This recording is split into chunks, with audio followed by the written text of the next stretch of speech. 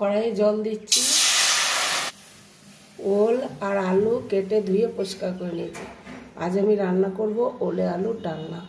আমি সেদ্ধ করতে দেব। ঢাকা দিয়ে দিয়েছি।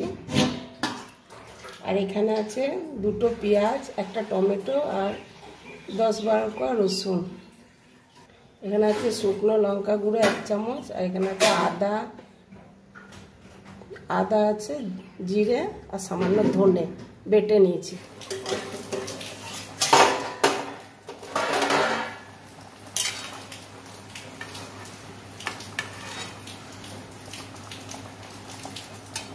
আর সামান্য হবে সেদ্ধ হয়ে গেছে বন্ধুরা। এবার আমি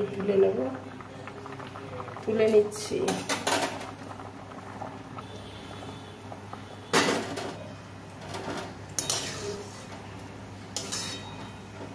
ছেঁকে তুলে নিলাম। সরষের তেল দেব। আমি আলু আর ওল ভেজে নেব।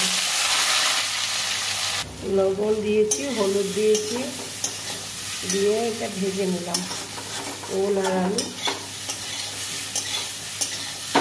স্কিপ করে গেছি দেখাতে।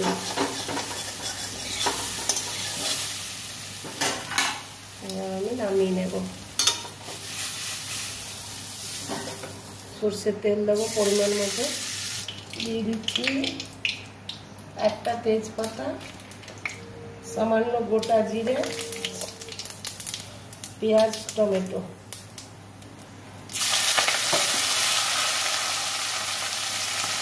পেঁয়াজ আর টমেটো দিয়ে দিলাম।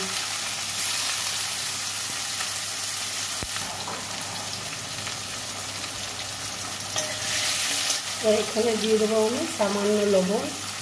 এই ভাজাটায় দিয়েছি লবণ, আর একটু সামান্য দিলাম। দিয়ে দিচ্ছি রসুন, আদা, ধনে, জিরে বাটা, লঙ্কা গুঁড়ো 1 চামচ, 1/2 চামচ হলুদ, ছোট্ট চামচের আমার, তার মতো চিনি 1/2 চামচ।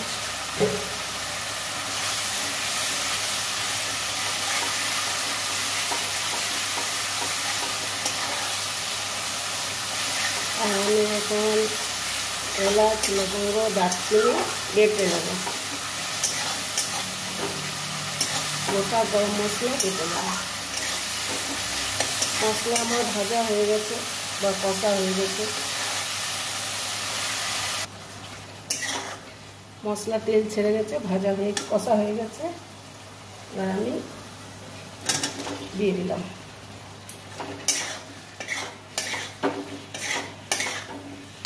সামান্য জল দিয়ে দেবো।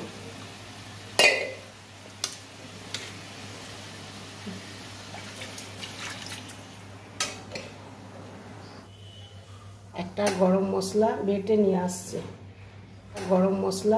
নিয়ে আসছে। ঢাকা দিয়ে যাচ্ছি, ওতে থাক।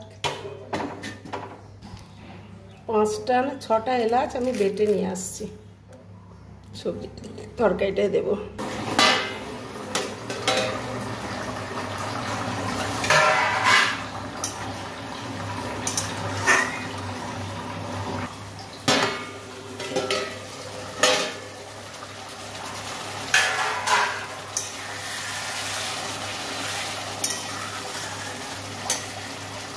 সামান্য গরম মশলা বেটেছি দিয়ে দিচ্ছি।